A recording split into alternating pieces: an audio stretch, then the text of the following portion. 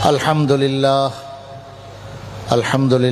नहमदुहु व नस्तईनुहु व नस्तगफिरुह व नु'मिनु बिही व नतवक्कलु अलैहि व नऊज़ु बिल्लाहि मिन शुरूरि अनफुसिना व मिन सय्यिआति अअमालिना मन यहदिहिल्लाहु फला मुदिल्ल लहु व मन युद्लिल फला हादिय लहु ونشهد أن لا إله إلا الله وحده لا شريك له ونشهد أن سيدنا ومولانا محمدا عبده ورسوله أرسله إلى الناس كافة بشيرا ونذيرا وداعيا إلى الله بإذنه وسراجا منيرا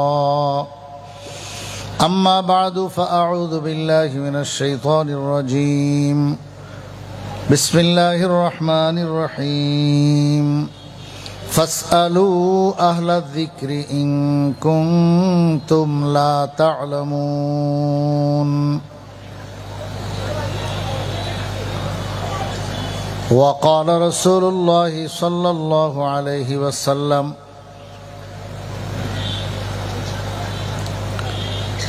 يا أيها الناس تعلموا إنما العلم بالتعلم والفقه بالتفقه ومن يريد الله به خيرا يفقهه في الدين صدق الله مولانا العظيم وصدق رسوله النبي الكريم ونحن على ذلك لمن الشاهدين والشاكرين والحمد لله رب العالمين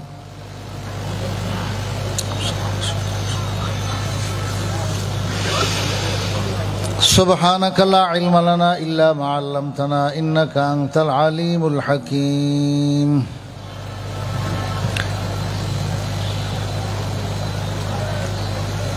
मुअज़्ज़ज़ मुहतरम सदर जलसा और उपस्थित उलामाए किराम और साधारण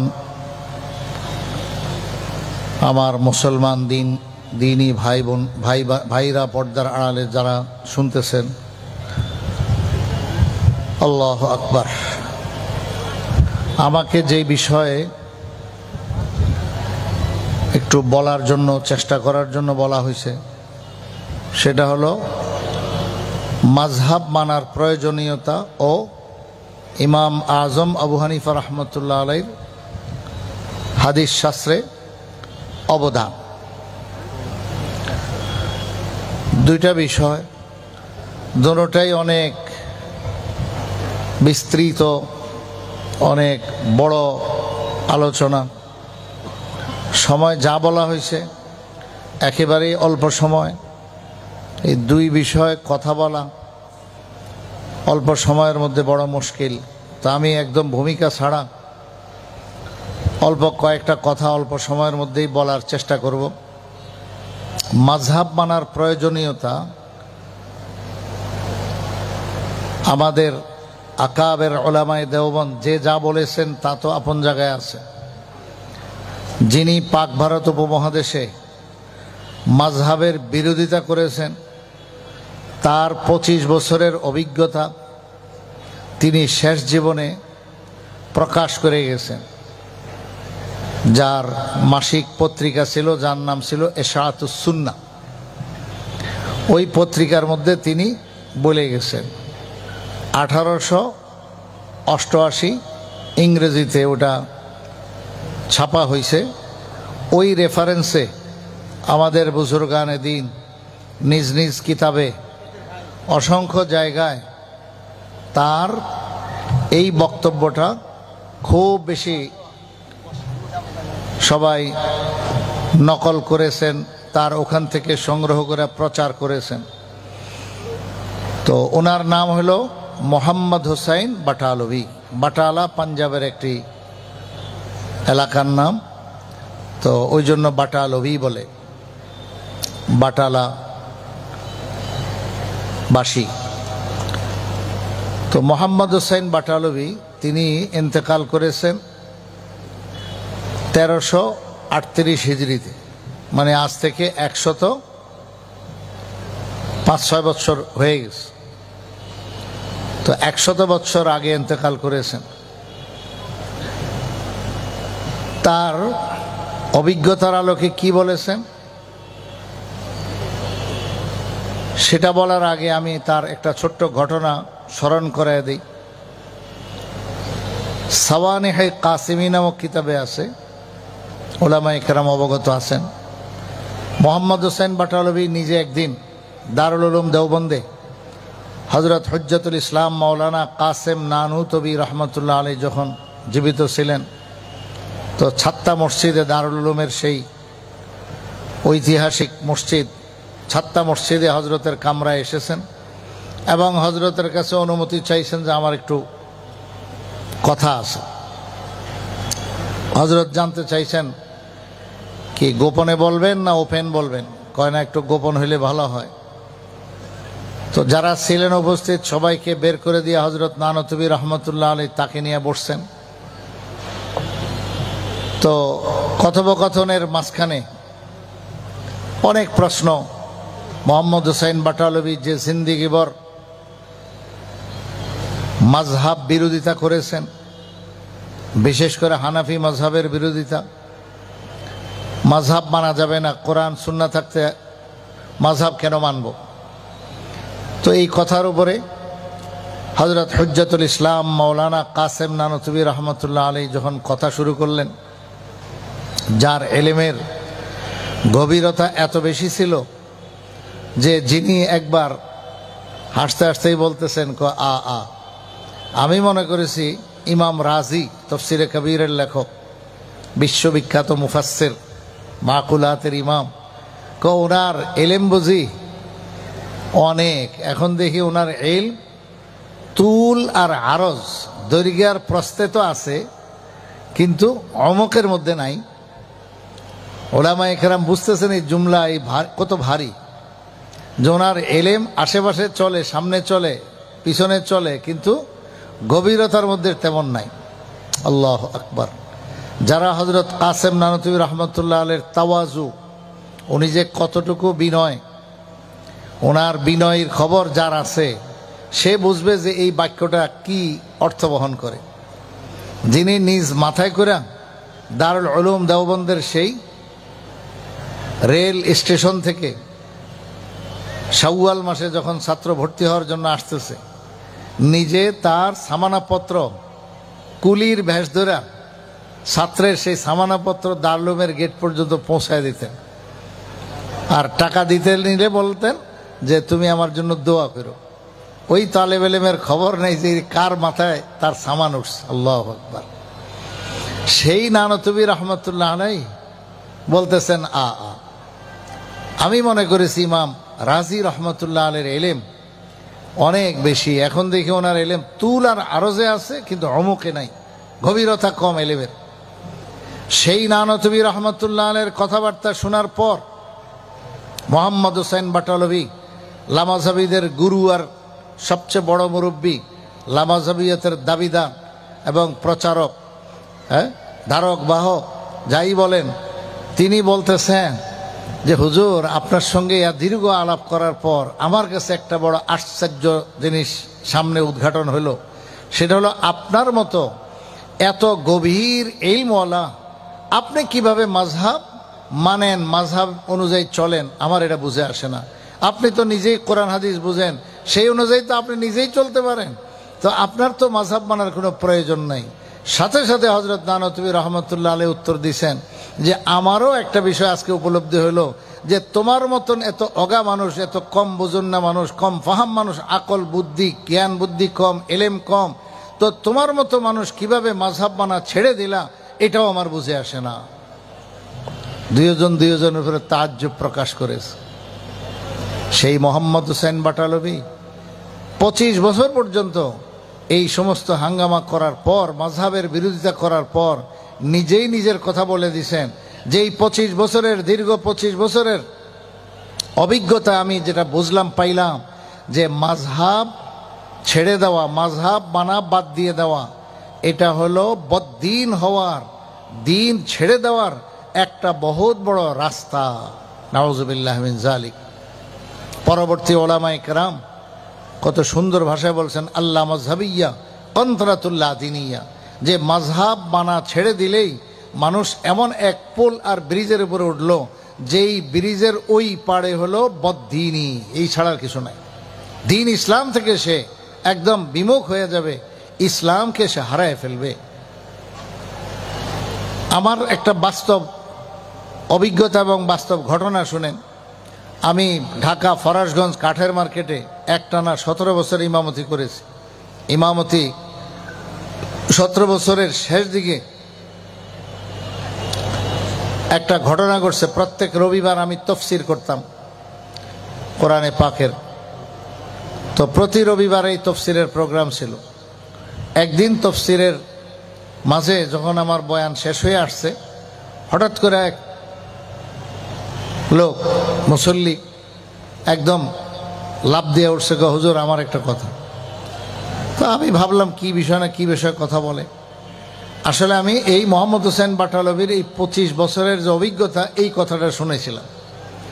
তো এটা শোনানোর সাথে সাথে সে বলে, হুজুর আমার একটু কথা। তো আমি তো আর তাকে চিনতাম না, এই জন্য আমি বললাম ঠিক আছে, আমার বয়ান শেষ হয়েছে, এখনই আপনার কথা শুনবো। তো আমি বয়ান শেষ করার পরে যে কথা শুনছি, পরে অনেক আফসোস করলাম, আই হায় আপনি এই কথা বলবেন জানলে একবারে ভরা মজলিস আপনাকে দাঁড় করে সবার সামনে আপনার থেকে এই কথাটা শুনতাম। তো যাই হোক, যারা ছিল মজলিস ভাঙ্গার পরে তারা সবাই শুনছেন কি কথা বলছেন। এখনো আপনি সেই ফরাশগঞ্জ কাঠের মার্কেট মসজিদে গেলে আপনি মুয়াজ্জিন, সে আগের সাবেক মুয়াজ্জিন এখনো আছেন। তো তার সামনে কথা হয়েছে, সেই লোকটাকে খুঁজে বাইর করা সম্ভব। নাম হলো তার আরিফ। হুজুর আমার নাম আরিফ, আমি কলেজে পড়ি। তো হুজুর আপনার এই কথার প্রেক্ষিতে আমি এক আজীব ঘটনা শুনাই। আমরা 4 বন্ধু একসাথে লেখাপড়া করি, একসাথে উঠা বসা চলাফেরা। হঠাৎ করে একজন, আমি ছাড়া আর বাকি 3 জন, এরা নতুন করে নামাজ পড়ে, বিভিন্ন রকমের আমল করে, মানে রফিয়াদাইন করে, নামাজের মধ্যে খুব ফাঁক হয়ে দাঁড়ায়, আমি খুব জোরে সোরে মারে, বুঝেন না, এই সব কিছু ব্যতিক্রম করতেছে। আমি বললাম যে ভাই তোমরা এগুলা করতেছো নতুন করে, নামাজ তো এমনিও পড়ি না, কলেজে পড়ি, নামাজ তো কম পড়া হয়, যেটুক পড়ি ওই মা বাপ থেকে যা শিখছি, ইমাম সাহেবরা যেভাবে পড়েন, আমাদের বাংলাদেশের আলেম ওলামারা যেভাবে পড়েন, ওইভাবেই তো পড়তেছি। তুমি আবার নতুন করে এগুলো কি শুরু করলা, তোমরা এগুলো কি শুরু করলা। এই বন্ধুদের সঙ্গে পরস্পর ঝগড়া হয়, শেষ পর্যন্ত ফাটল সৃষ্টি হয়। এই আরিফ নামক সেই ছেলেটা বলল যে আমি তখন তাদের থেকে একটু আলোক আলোক হয়ে গেলাম, ওরা নতুন নামাজ ধরলো। শেষ পর্যন্ত কিছুদিন পর ওই ছেলের অবস্থা হয়েছে এই যে সে আস্তে করে নামাজ ছেড়ে দিস। নাউযুবিল্লাহি মিন যালিক। নামাজ আর ভালো লাগে না, কারণ নতুন কয়েকদিন খুব ভালো লাগছে, নতুন তরিকায় নামাজ পড়লো, এখন তার নামাজ ভালো লাগে না, অন্যান্য আমল আর ভালো লাগে না। আস্তে আস্তে সে আস্তিক থেকে নাস্তিকে পরিণত হয়ে গেল। নাউযুবিল্লাহি মিন যালিক। পরে শেষ পর্যন্ত সে খ্রিস্টান হয়ে গেছে। খ্রিস্টানদের যে গির্জা, ওইটাতে প্রতি রবিবারে সে হাজিরি দেওয়া শুরু করলো। এই পর্যায় পর্যন্ত চলে গেল।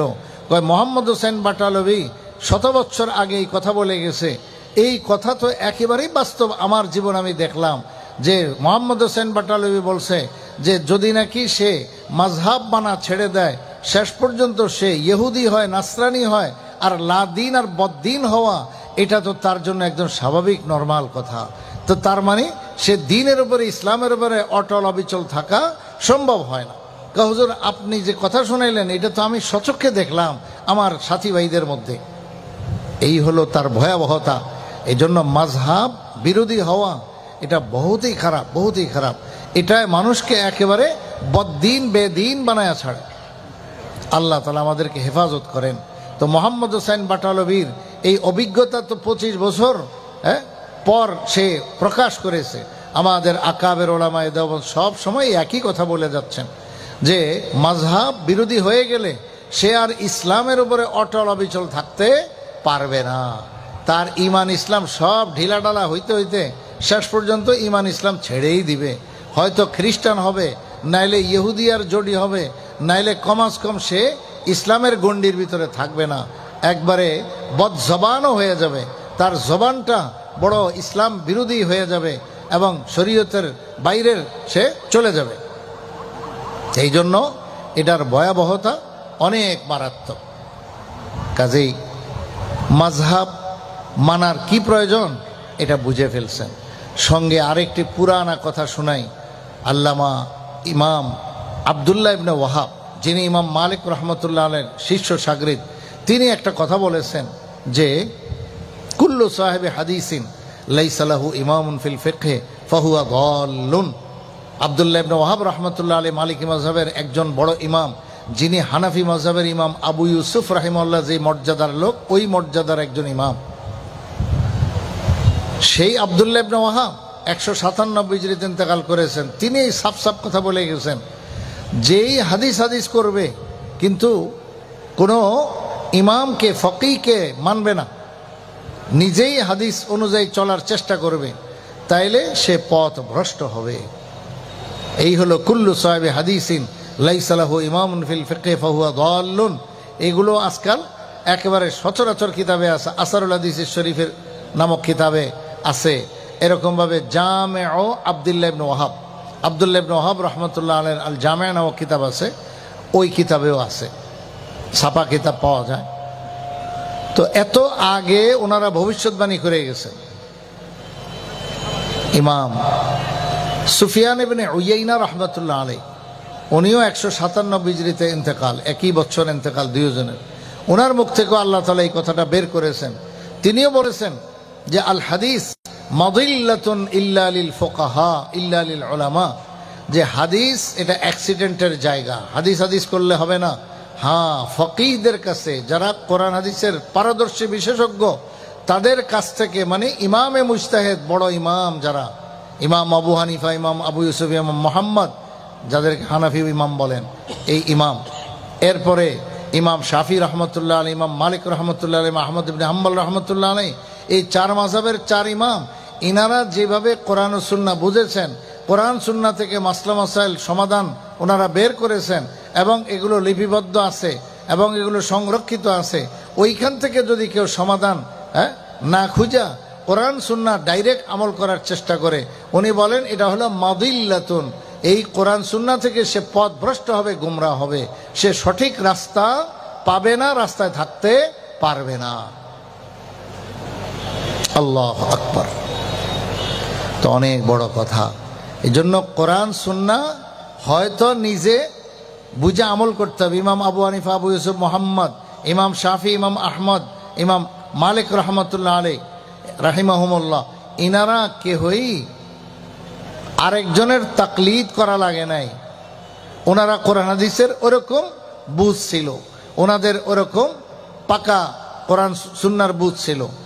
আর যে ওরকম পাকা কোরআন সুন্নাহর বুঝ নাই, সাধারণ মানুষ, আমরা আপনারা সবাই, তা আমাদের অবস্থা হলো যে আমরা এরকম পাকা ইমাম, স্বীকৃত ইমাম, যার দ্বীনি মাসলা মাসাইল সমাধান যা লিপিবদ্ধ আছে, সংরক্ষিত আছে, এদের শরণাপন্ন হওয়া ছাড়া হেদায়েতের রাস্তা খুঁজে পাওয়া যাবে না। এমনকি আল্লামা আনওয়ার শাহ কাশ্মীরি রহমতুল্লাহ আলাইহি, যিনি দারুল উলুম দেওবন্দের 30 বছর পর্যন্ত বুখারী শরীফ, তিরমিজি শরীফ, এই সমস্ত হাদিসের মসনদে মসনদ কাপাইছেন, হাদিসের দর্শ দিয়েছেন 30 বছর লাগাতার দারুল উলুম দেওবন্দের। সেই দারুল উলুম দেওবন্দের যৌবনকাল, এলেমের যেই আপনার উচ্চ শিখরে উঠার, সেই শিখরে উঠে গেছে। সেই সময় আল্লামা আনওয়ার শাহ কাশ্মীরি রহমতুল্লাহ আলাইহি বলতেন যে ফিকামে মাই তো মুকাল্লিদে মাহজ হো, মোটামুটি সর্ববিষয়ে আমার নিজস্ব একটা রায়, আমার একটা সমাধান, আমার একটা সিদ্ধান্ত থাকে। একমাত্র ফেক কোরআন ও সুন্নাহর যে ফেক, মানে মাসলা মাসাইল, এই ক্ষেত্রে মাই মুকাল্লিদে মাহজ হো, আমি একমাত্র ইমামে আজম আবু হানিফা রহমতুল্লাহ আলাইহির অনুসারী, তার এখান থেকে আমি এক চুল পরিমাণ ডাইনে বামে আমি হটি না, আমি যাই না। তিনাকে শাম দেশের এক বড় আলেম দর্শে বৈশা, ওনার ক্লাসে বৈশা, ওনার ক্লাস শ্রবণ করার পর, ওনার কথাবার্তা শোনার পর জজবাতে লাভ দিয়ে বলছিলেন, ওয়াল্লাহ আনতা আফকাহু মিন আবি হানিফা, খোদার কসম তুমি দেখি ইমাম আবু হানিফার চাইতে বড় বুঝবান, বড় ফকিহ, কোরআন সুন্নাহ আরো বেশি বুঝো। শেখ কাশ্মীরির সাথে সাথে নিজের তাওয়াজু অনুযায়ী যেভাবে প্রকাশ করার করে ফেলছেন। উনি বলতেছেন, ভাই যা উর্দুতে, উনি তো আরবিতে বলছেন, কিন্তু উর্দু কিতাবে এইভাবে আসছে, নকশে দাওয়াম নামক কিতাবে।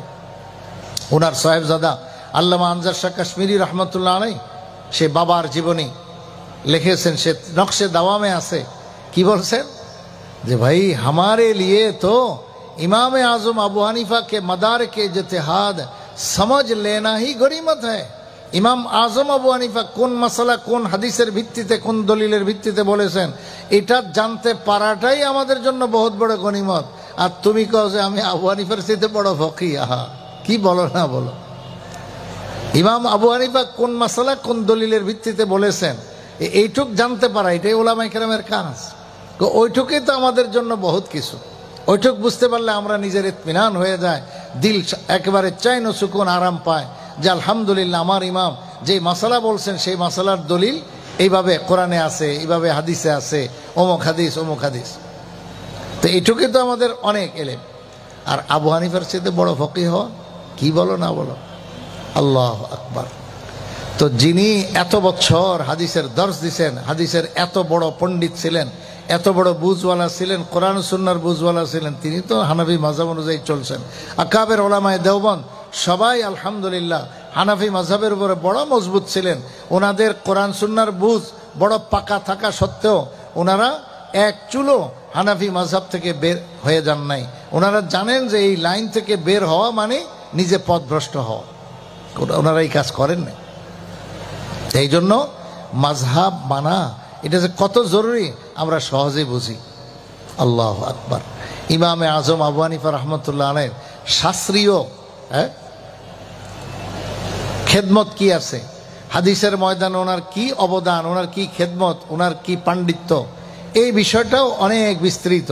এখানেও আমি কথা বলার টাইম নাই, এই জন্য আমি অল্প কয়েকটা কথা আপনাদেরকে শুধু শুনাই।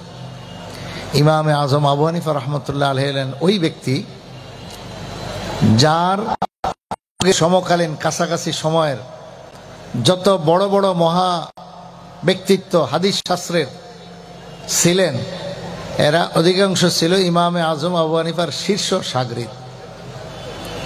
উমারাউল মুমিনিন ফিল হাদিস নামক একটা কিতাব আছে, আরবের শেখ আব্দুল ফাত্তাহ আবু গুদ্দা রহমতুল্লাহ আলাইহি, যদিও শাম দেশ হালাবে হইল বাড়ি, আলেপ্পো যাকে বলে, কিন্তু জীবন কাটাইছেন সৌদি আরবে, রিয়াদে উনি থাকতেন। শেষ পর্যন্ত বাড়িতেই মারা গেছেন, ইন্তেকাল করেছেন। আর দাফন হয়েছে মসজিদে নববীর পাশে জান্নাতুল বাকিতে, এবং সরকারি বিমানে ওনাকে ওনার বাড়ির থেকে সেই রিয়াদ থেকে সেই মসজিদে নববীর মধ্যে নিয়ে ওনার জানাজা হয়েছে, ওনাকে এত সম্মান করা হয়েছে। তিনি জামিয়াতুল মালিক সাউদ রিয়াদে যেই জামিয়া আছে সেই জামিয়ার তিনি একজন বহুত বড় শেখ ছিলেন, জীবন সেখানে অনেক বছর কাটাইছেন। তো সেইখান থেকে আল্লাহ তাআলা ওনাকে অনেক প্রসিদ্ধি দিয়েছেন, অনেক দিনই খেদমত করেছেন, যার খেদমতের কোনো শেষ নাই। শতাধিক কিতাব, 100-র বেশি কিতাব উনি কাজ করেছেন। উলুমুল হাদিসের লাইনে অনেক কিতাবের উনি কাজ করেছেন। আল্লাহু আকবার। তো তিনি অনেক কিতাবের মধ্যে একটা কিতাব লিখেছেন উমারাউল মুমিনিন ফিল হাদিস, ছোট্ট কিতাব, অত্যন্ত মূল্যবান। জওয়াবুল হাফিজুল মুনজিরি নামক কিতাব সহ এটা পাওয়া যায়। ওইখানে 300 বছরের ভিতরে যেই সমস্ত বড় বড় হাফিজুল হাদিস, যাদেরকে হাদিস শাস্ত্রের বাদশাদের বাদশা বলা হয়, এরকম বড় বড় আমিরুল মুমিনিন ফিল হাদিসের নাম নিছেন, যা 10-12 জন।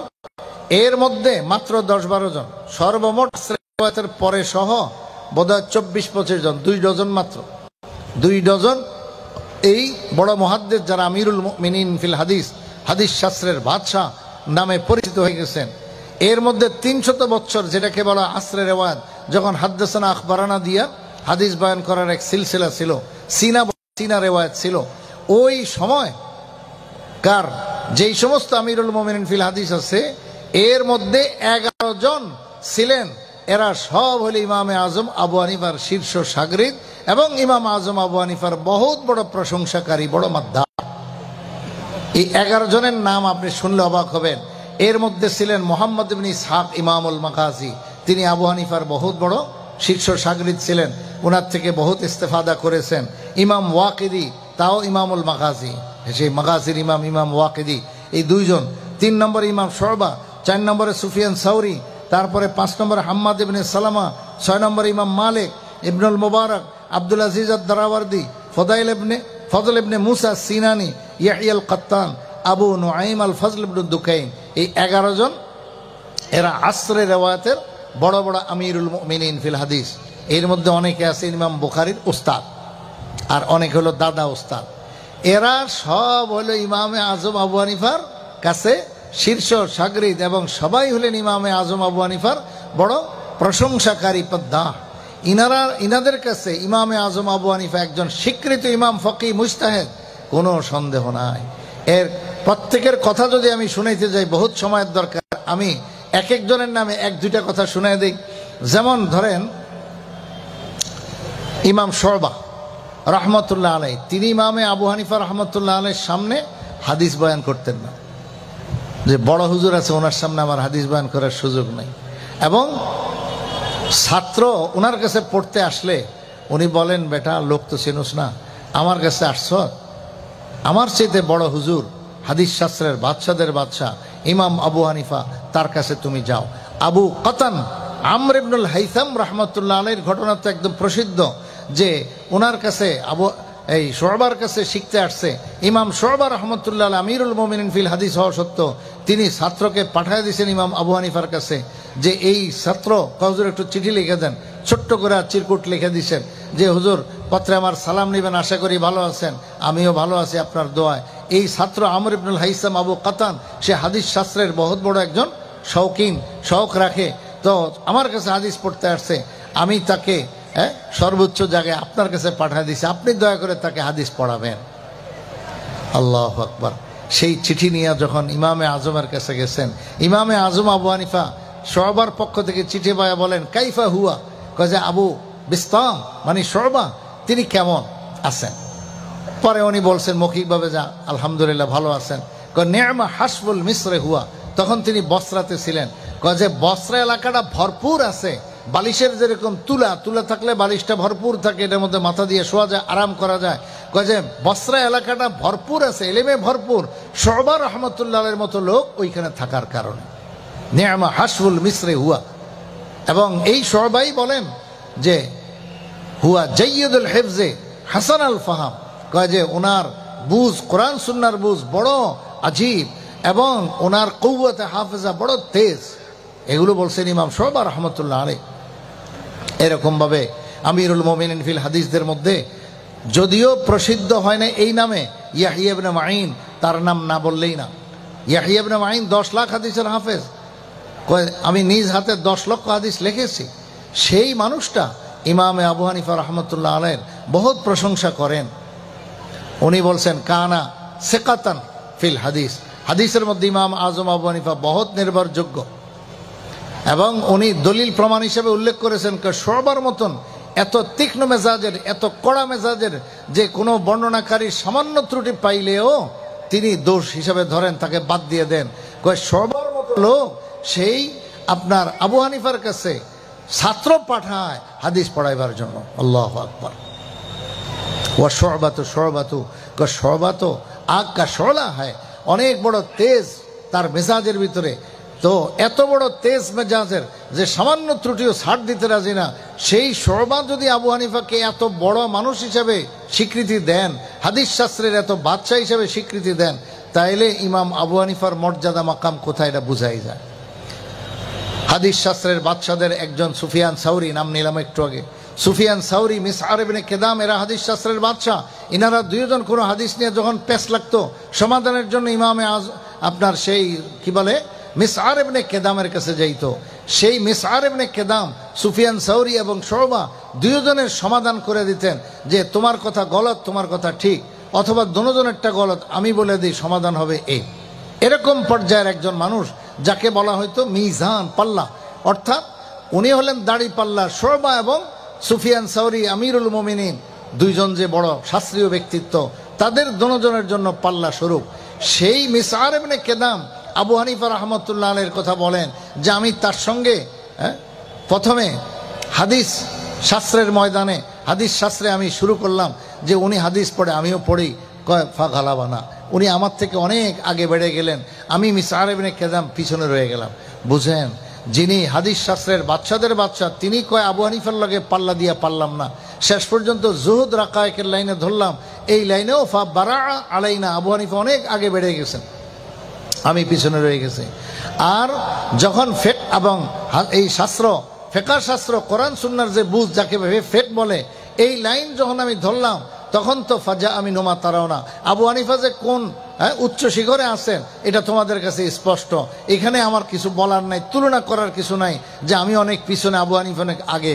কারণ কে আগে কে পিছনে এটা মানুষ বলতে পারে যখন কাছাকাছি থাকে, কয় যে তুলনাই হয় না। এই হলো ইমাম আবু হানিফার ফিকহের লাইনে এত উপরে, যেটা ইমাম শাফি রহমতুল্লাহ আলাইহি সাহেব বলছেন আল ফুকাহা ও কুল্লুহুম ইয়ালু আবি হানিফা ফিল ফিকহে, সমস্ত ফকিগণ সবাই ইমামে আজম আবু হানিফার মোহতাজ, আবু হানিফার মুরিদ, আবু হানিফার শাগরিদ, আবু হানিফার লকিরকে ফকির, ওনার পিছে পিছেই চলছেন। এই লাইনে তো ইমাম আবু হানিফার সর্বে সর্বা।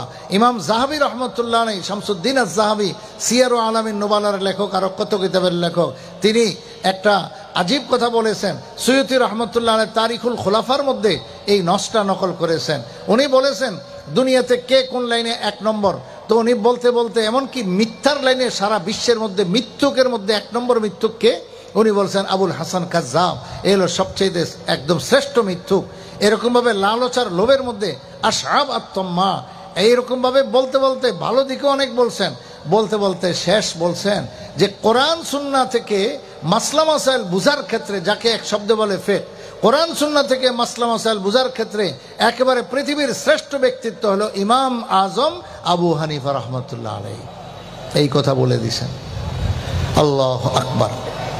তো এই সমস্ত ইমামদের কথা এবং বক্তব্য থেকে আমরা বুঝি যে ইমামে আজম আবু হানিফা কোন শাস্ত্রীয় ব্যক্তিত্ব এবং তিনি কত বড় স্বীকৃত ব্যক্তিত্ব। এই জন্যই তো ওনাকে মানতে হয়। আরে ভাই, ঢাকা থেকে আমরা এই যে একটু আগে বরিশাল আসলাম, প্রাইভেট কারে আসলাম, কেমনে আসলাম? আমি চালাইছি? আমি তো চালাই নাই। যে চালাইতেছে চালকের সঙ্গে বসে রয়েছি, বাস আরামসে এসে পড়ছি। এটাই তো নিয়ম। ঢাকা থেকে বরিশাল আসার জন্য যদি নিয়ম এটা হইতো যে তুমি আগে ড্রাইভিং শিখো, এরপরে তুমি ড্রাইভ করে আসো, তাহলে বরিশাল আমার আসা হইতো না। আপনাদের বরিশাল মানুষ ঢাকা যাওয়া সম্ভব ছিল না। আপনি ঢাকা যাইতে হইলে যে এরকম চালক আছে, ভালো চালায় গাড়ি, সে পারদর্শী, তার গাড়িতে আপনি উঠে বসে থাকেন, সুন্দর মতো আপনাকে গন্তব্যে নিয়ে যাবে। এটাই হলো দুনিয়ার নিয়ম। হয় তুমি তাহকিকের সাথে চলো, নাইলে তাকলিদ করো, মানে নিজে পারলে ড্রাইভ করো, নাইলে এরকম ভালো ড্রাইভার যে ড্রাইভ করে তার সঙ্গে তুমি বসে থাকো, গন্তব্যে চলে যাইবা। তো ইমামে আজম আবু হানিফা ছিলেন এরকম একজন ড্রাইভার, এরকম একজন পারদর্শী, এমন একজন পাইলট যে বিমান উড়ায় নিয়ে যেতে পারে। কোথায় যাবে এই বিমান? জান্নাতে। আর সমস্ত মুকাল্লিদিন তার অনুসারী, তার সঙ্গে চলছে, বাস এই বিমান একদম জান্নাতে গিয়ে পৌঁছবে। আল্লাহু আকবার। তা আসলেই চলার, দুনিয়াতে চলার নিয়ম এরকম। আপনি ডাক্তারি লাইনে, ডাক্তারি আপনি পড়েন নাই, আপনি পারদর্শী নন, তাইলে আপনি কি করেন? ওই শাস্ত্রীয় ব্যক্তি, শাস্ত্রজ্ঞ যে আছে তার কাছে শরণাপন্ন হন, তার কথা অনুযায়ী আপনি চলেন। কোনোদিন তো এই কথা জিজ্ঞেস করেন না যে স্যার এই ওষুধ কেন দিলেন, এই ওষুধ যে আমার এই রোগ ভালো হবে আপনি কেমনে জানলেন? এটা বেওকুফি প্রশ্ন না? এই কথা তো কেউ বলে না। সব দুনিয়ার স্বীকৃত শাস্ত্র এরকমই, যে শাস্ত্রীয় ব্যক্তি হলে তো ঠিক আছে, সে ইঞ্জিনিয়ার নিজের বাড়ি বানাইতে হলে আরেক ইঞ্জিনিয়ার কাছে যাওয়া লাগে না, সে নিজের বাড়ি নিজে সব এরকম ক্যালকুলেশন করতে পারে, কোনখান দিয়ে কি করবে, ডিজাইন সব কিছু নিজে আঁকতে পারে।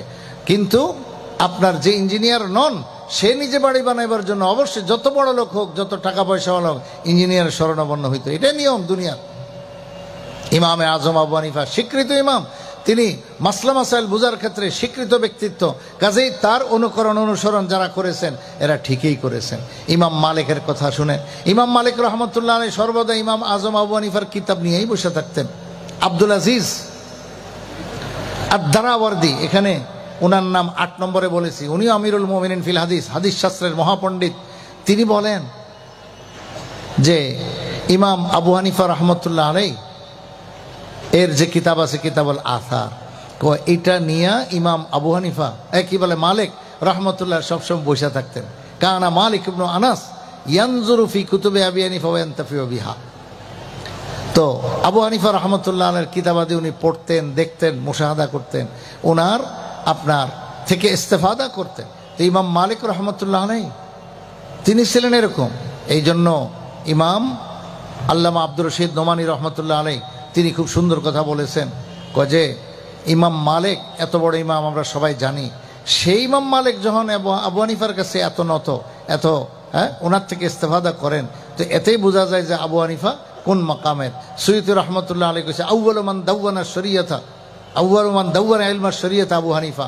উলুমে শরিয়া, দ্বীনি ইলম একমাত্র মুহাজ্জাব মুরাত্তাব লাইন করে দিছেন কে? ইমামে আজম আবু হানিফা রহমতুল্লাহ আলাইহি। ওয়ারাত্তাবাহু আবওয়াবান, এগুলোকে সিরিয়াল করে